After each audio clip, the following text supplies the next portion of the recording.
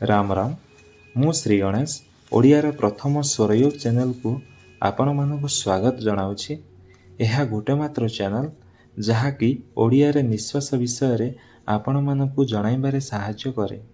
तो चलतु जानिबा निश्वास द्वारा केमिति आमर आयुष लंबा होइथाए। किछि घंटा आपण अभ्यास कले निश्वासर मूल कथा कौन अनुभव करिपारिबे। आ मात्र 10 रु 15 दिन अभ्यास रे ही डेली करुथिबा कार्य रे परिवर्तन आसीबो। आपण खुशी रे रहिबा शिखि जिवे। धीरे धीरे जीवन रे आश्चर्य घटित हेबार देखिबे। एहार बारंबार अभ्यास आपण को दक्ष बनाई पारे। तापरे आपण निजे अनुभव करिवे कि श्वास को जानिबा जीवन रे केते आवश्यक अटे।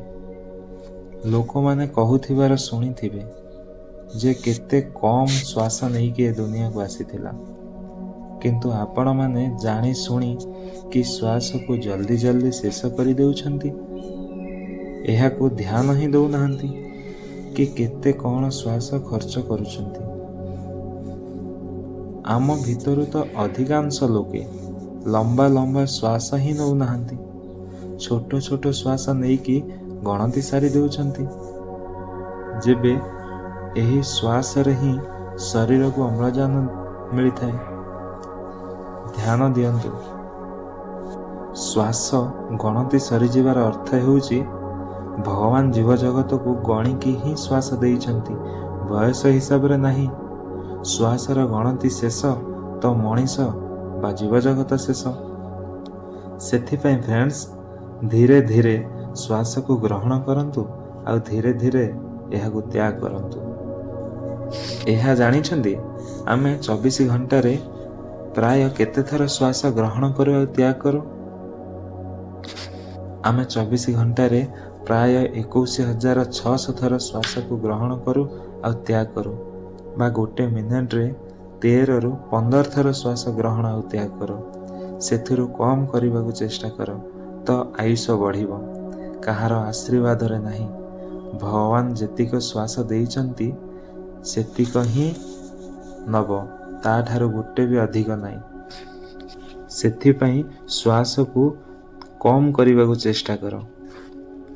एहा एबे जानि पारनाहंती, किंतु जानिथिबा लोक एहा कहंती श्वासर मूल्य मृत्यु सर्जा रे ही जଣା पड़ी थाए।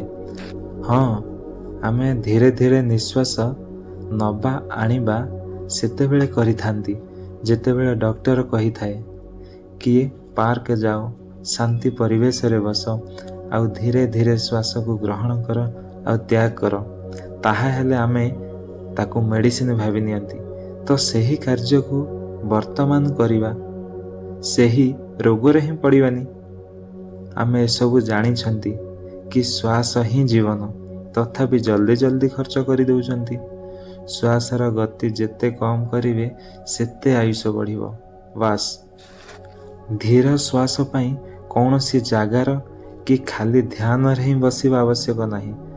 आपण जे कौनसी कार्य करुथिबा समय रे या खाली बसिथिबा समय रे ही एही कार्य को करंतु।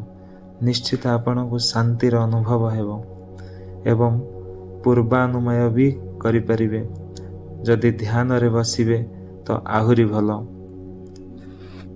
एहा निजर अनुभव कथा कहूची। प्रैक्टिस करंतु, सुस्थ रहंतु, आगु बढ़ंतु। एही काम रे निश्चित सफल हेबे।